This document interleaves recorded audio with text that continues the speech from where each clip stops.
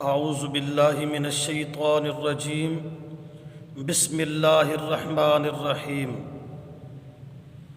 یا ایہا الرسول بلغ ما انزل الیک من ربک الآیہ۔ اے پیغمبر، جو کچھ آپ کی طرف اتارا گیا اس کی تبلیغ کیجیے۔ اور دوسرے مقام پر فرمایا فذکر بالقرآن من یخاف وعید، کہ قرآن کے ذریعے لوگوں کو نصیحت کیجیے۔ قرآن اسلام مذہب کی بنیادی کتاب ہے۔ ہمارا مذہب قرآن میں ہے، حدیث اس کی تشریح توضیح ہے۔ کلمہ پڑھنے کے بعد اس کلمے کو سمجھنا ہے، اسلام کو سمجھنا ہے، تو اس کے لیے قرآن کی تعلیم ضروری ہے۔ اگر ہم قرآن کی تعلیم سے دور رہ گئے، یقیناً ایمان حاصل نہیں ہو سکتا۔ اگر ایمان حاصل کرنا ہے، صحیح معنوں میں موحد اور مومن بننا ہے، تو اس کے لیے قرآن کی تعلیم ضروری ہے۔ اور پیغمبر صلی اللہ علیہ وسلم کا فریضہ نبویہ بھی یہی ہے کہ قرآن کی تعلیم کو عام کرنا چاہیے۔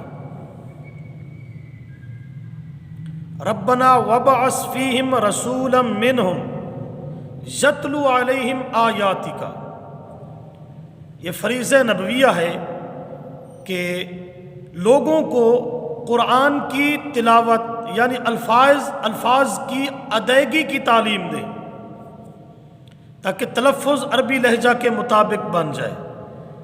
اور دوسرا وَيُعَلِّمُهُمُ الْكِتَابَ، تلاوت کا تعلق الفاظ کے ساتھ، تعلیم کا تعلق معانی اور تفاسیر کے ساتھ ہے۔ تلاوت بھی سکھائیں، تعلیم بھی دیں اس کتاب کی۔ وَالْحِكْمَةَ وَيُزَكِّيهِمْ، اس آیت میں یہ بات واضح ہو گئی کہ قرآن کی تلاوت، الفاظ کی صحیح ادائیگی، اسی طرح قرآن کی تعلیم، الفاظ کے معانی، مفہوم، مطلب، مصداق، یہ انتہائی ضروری ہے۔ تیسرے مقام پر فرمایا الف لام را کتاب انزلناہ الیک لتخرج الناس من الظلمات الی النور، لوگوں کو اندھیروں سے نکال کر نور کی طرف اس قرآن کے ذریعے لے کر جانا ہے۔ ان تمام آیات سے یہ مسئلہ واضح ہو گیا کہ جب تک ہم قرآن کو نہیں سمجھیں گے، قرآنی تعلیمات پر عمل نہیں کریں گے، اس وقت تک مومن کہلوانے کے حقدار نہیں ہیں۔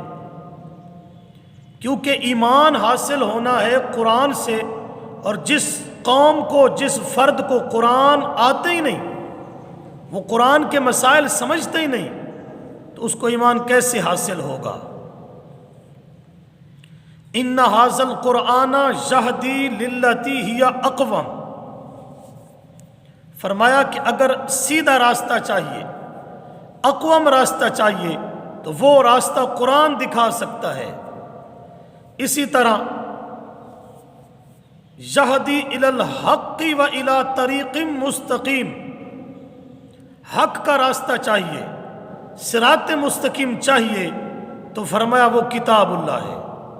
قرآن کے بغیر سیدھا راستہ، حق کا راستہ، رشد و ہدایت کا راستہ ناممکن ہے۔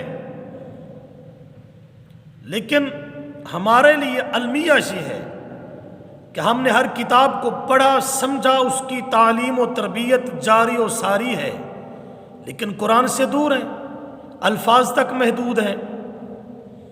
معانی سمجھنے والے آٹے میں بال کے برابر بھی نظر نہیں آئیں گے، جبکہ قرآن ہمارے مذہب کی کتاب ہے، اور جس قوم کو اپنے مذہب کا سرے سے پتہ ہی نہ ہو تو اس قوم کا کیا حال ہوگا۔ لہٰذا انتہائی ضروری ہے ہم خود بھی قرآن کا مطالعہ کریں اور اپنے بچوں کو بھی قرآن کی تعلیم دیں، اور اپنے مسجد کے اندر تعلیم قرآن، تدریس قرآن کا سلسلہ قائم رکھیں، لوگوں کو اس طرف راغب کریں تاکہ جہالت دور ہو، توحید اور سنت کا نور چمکنے لگے۔ اس لیے لوگوں کو قرآن سمجھانا اور کتاب اللہ کے قریب لے کر آنا، یہ علماء اور قرآن کا فہم رکھنے والوں کے لیے انتہائی ضروری ہے۔ جب تک قرآن سے ہمارا تعلق اس طرح کا نہیں بنتا، درس و تدریس والا، اس وقت تک ہم نہ امن پا سکتے ہیں، نہ ہدایت پر آ سکتے ہیں، اور نہ مومن کامل کہلوا سکتے ہیں۔ چونکہ ہم نے یہ سمجھ رکھا ہے کہ جب کوئی مر جائے تو اس وقت قرآن پڑھا جاتا ہے، اس کی بخشش کے لیے پڑھا جاتا ہے۔ جو ساری زندگی قرآن کو نہیں سمجھتا، نہ شوق ہے، وہ مر جائے، اس کے پیچھے لاکھ قرآن پڑھو، کیا فائدہ ہوگا؟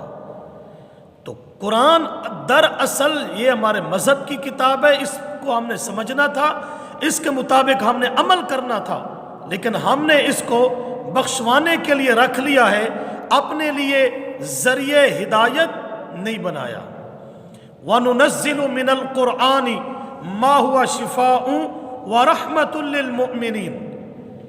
فرمایا یہ قرآن تو دلوں کی شفا ہے کہ جب تم قرآن پر عمل کرو گے، پڑھو گے، سیکھو گے تو شرکیہ عقائد، اخلاق رذیلہ تمہارے قلوب سے خارج ہو جائیں گے، اور تمہیں قرآن ایک راستہ دکھائے گا، اور جب عمل کرو گے تو تمہارے لیے یہ قرآن رحمت بن جائے گا۔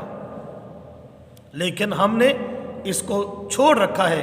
لہٰذا میری اہل اسلام سے یہ خصوصی اپیل ہے کہ سکول میں، مدارس میں، مساجد میں، مجالس میں، ہر محفل میں قرآن کا فہم، قرآن کا مسئلہ عام کرنا چاہیے، تاکہ اختلاف کا قلع کم ہو اور یہ امت ایک صراط مستقیم پر چلنے والی بن جائے۔ وما علینا الا البلاغ۔